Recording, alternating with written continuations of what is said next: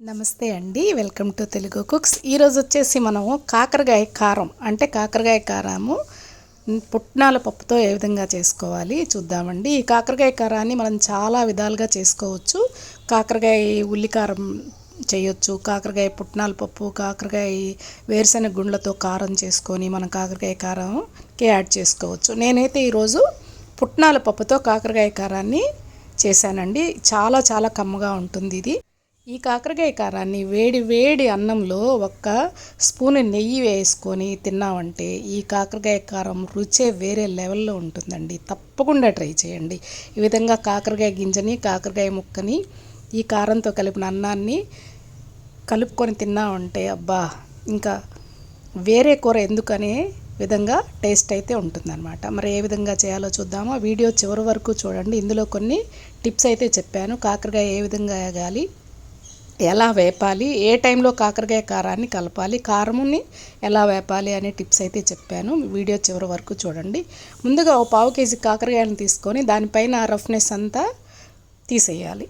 తీసేసి దాన్ని ఈ విధంగా ముక్కలుగా కట్ చేసి పక్కన పెట్టుకోండి. పుట్నాల పొడితో కాకరకాయ కారాన్ని చేసేటప్పుడు ఈ చిన్న కాకరకాయలు అయితేనే రుచిగా ఉంటుందండి కారం. ఈ చిన్న కాకరకాయలని సెలెక్ట్ చేసుకోండి. ఈ విధంగా ఆ రఫ్నెస్ అంతా తీసేసిన కాకరకాయలని ముక్కలుగా కట్ చేసేసి దాన్ని మధ్యలో హాఫ్ కిలా కట్ చేసి గింజల్ని సపరేట్ చేయండి. ఎందుకంటే గింజ విడిగా వేయించితే అందులో ముక్కతో కాకుండా విడిగా వేగితే గింజ బాగా వేగి మనం తినేటప్పుడు పంట కింద కరకరలాడుతా బాగా కమ్మదనం కూడా చాలా బాగుంటుంది అనమాట. అందుకని ఈ విధంగా ముక్కని మధ్యకు కోసేసి కాకరకాయ గింజలన్నిటినీ తీసేసేయాలన్నమాట.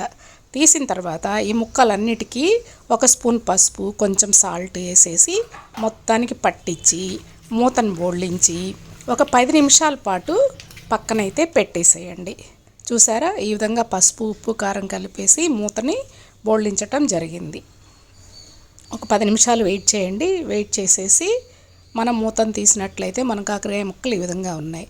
ఇప్పుడు ఈ కాకరకాయ ముక్కల్ని బాగా పిసికేసి బాగా దాంట్లో ఉన్న ఆ పసరును మొత్తం పిండేసేయాలన్నమాట. చూసారా, ఈ విధంగా పిండటం వల్ల కాకరకాయలో చేదు అనేది కొంచెం తగ్గుతుంది. ఈ విధంగా కాకరకాయ ముక్కల్లోని పసరును అంతా పిండేసి కాకరకాయ ముక్కల్ని పక్కన పెట్టుకోవటం అయితే జరిగింది. ఇలా పసరు పిండేసిన కాకరకాయ ముక్కల్ని వేరొక ప్లేట్లోకి తీసి పెట్టుకోండి. ఈ విధంగా వేరొక ప్లేట్లోకి కాకరకాయ ముక్కల్ని తీసుకోవడం వల్ల మనం ఆయిల్లో ఈ కాకరకాయల్ని వేసేటప్పుడు పసరు పడకుండా ముక్కలు మాత్రమే పడతాయి.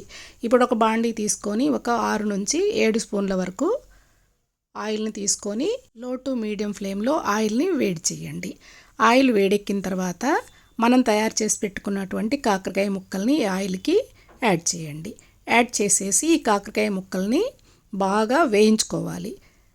ఫ్లేమ్ అనేది మీడియంలో పెట్టుకోండి, లేదా సిమ్లో పెట్టి వేయించుకున్నారంటే ఇంకా బాగా వేగుతుంది. మనకు టైం లేదంటే మీడియం ఫ్లేమ్ మీద కూడా వేయించుకోవచ్చు అనమాట. ఈ కాకరకాయ ముక్కల్ని వేయించేటప్పుడు ఒక టెక్నిక్ ఉంటుందండి. వేగిన ముక్కల్ని సైడ్కి పెట్టుకొని వేగని ముక్కల్ని ఆయిల్లోకి ఇలా మార్చుకుంటూ మనం కాకరకాయ ముక్కల్ని వేపుకున్నామంటే అన్నీ ప్రాపర్గా వేగిపోతాయి. చూసారా, కొన్ని సన్నగా ఉన్న ముక్కలు త్వరగా వేగిపోతాయి, కొంచెం లావుగా ఉన్న ముక్కలు పచ్చిగా ఉంటాయి. సన్నగా ఉన్న ముక్కలన్నిటినీ సైడ్కి నెట్టేసేయండి.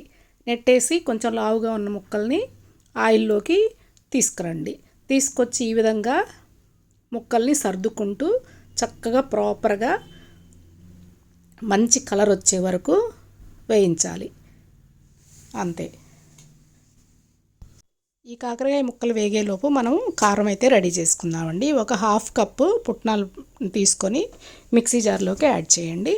దీనిలోకి వచ్చేసి ఒక 6 నుంచి 8 ఇంచుల వరకు ఎండు కొబ్బరిని తీసుకొని సన్నగా తరిగి ఆ ముక్కలను కూడా మిక్సీ జార్లో వేయండి.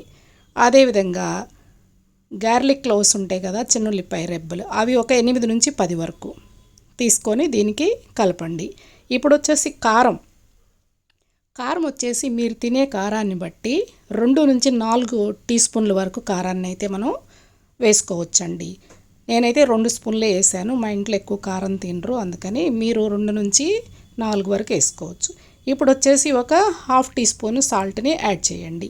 సాల్ట్ అనేది కూడా ముందు తక్కువగా వేసుకోండి, హాఫ్ నుంచి 1 టీ స్పూన్ వరకు వేసుకోండి. తర్వాత చాలకపోతే లాస్ట్లో మళ్ళీ మనం దీనికి యాడ్ చేసుకోవచ్చు.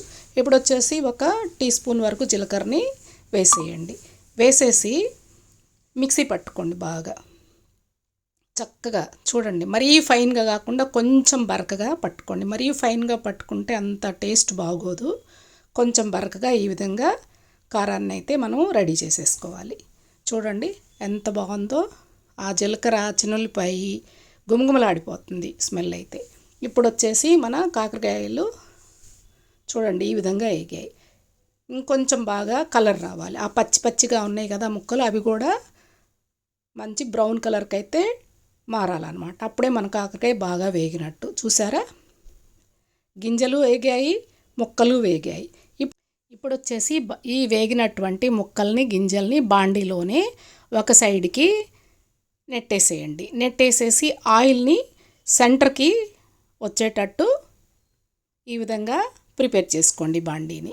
ఇప్పుడు ఈ ఆయిల్ని కొంచెం వేడెక్కనివ్వండి. 1 నిమిషం ఆయిల్ వేడెక్కిన తర్వాత దీనిలో ఆవాలు వేయండి. 1 టీ స్పూను ఆవాలు చిటపటలాడిన తర్వాత కొద్దిగా 1 టీ స్పూను మినపగుండ్లను వేయండి. ఈ మినపగుండ్లు మనం కాకరకాయ కారం తినేటప్పుడు కరకరలాడుతా పంట కింద చాలా కమ్మదనాన్ని ఇస్తాయి అన్నమాట. ఇవి బాగా బ్రౌన్ కలర్కి రావాలి. చూసారా, బ్రౌన్ కలర్కి వచ్చి మంచి అరోమా వచ్చేటప్పుడు కొంచెం కరివేపాకును కూడా దీనికి యాడ్ చేసి, కరివేపాకు చిటపటలాడిన తర్వాత మనం తయారు చేసి పెట్టుకున్నటువంటి ఈ కాకరకాయ కారం ఉంది కదా, ఆ కారాన్ని వేసి ఈ ఆయిల్లో ఈ కారము ఒక 2 నిమిషాల పాటు ఫ్రై అవ్వాలి.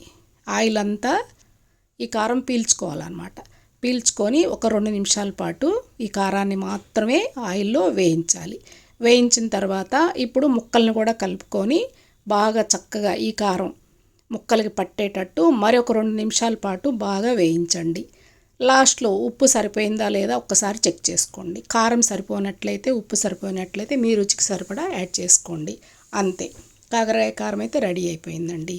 ఎలా ఉందండి, నచ్చిందా? ఈజీగా సింపుల్గా కాకరకాయ కారం ఈ విధంగా మనం చేసుకోవచ్చు. మీకు కనుక ఈ రెసిపీ నచ్చినట్లయితే please like, share and subscribe అండి. అదేవిధంగా మీ ఫ్రెండ్స్కి, ఫ్యామిలీ మెంబర్స్కి కూడా తప్పకుండా షేర్ చేయండి. ఈ కాకరకాయ కారాన్ని ఈ విధంగా తయారు చేసుకొని ఈ యొక్క రుచిని చక్కగా ఆస్వాదించండి. మరిన్ని మంచి మంచి రెసిపీస్తో మీ ముందుంటాను. Thank you. నేనైతే లాస్ట్లో టేస్ట్ చూశాను, సాల్ట్ అయితే సరిపోలేదండి. అందుకని మరొక 1/2 టీ స్పూన్ పట్టిద్ది అనిపించింది. ఇంకొక 1/2 టీ స్పూను సాల్ట్ని ఈ కారానికి యాడ్ చేసి మొత్తం అంతా కలిసేటట్టు కలిగి తిప్పాను. మీరు కూడా ఈ విధంగానే ముందైతే సాల్ట్ ఎక్కువ వేసుకోవద్దండి, కొంచెం వేసుకోండి. చాలనట్లయితే మళ్ళీ యాడ్ చేసుకోవచ్చు. ఎప్పుడైనా కారం ఎక్కువైనా తినొచ్చు కానీ సాల్ట్ ఎక్కువైతే తినలేము. Thank you.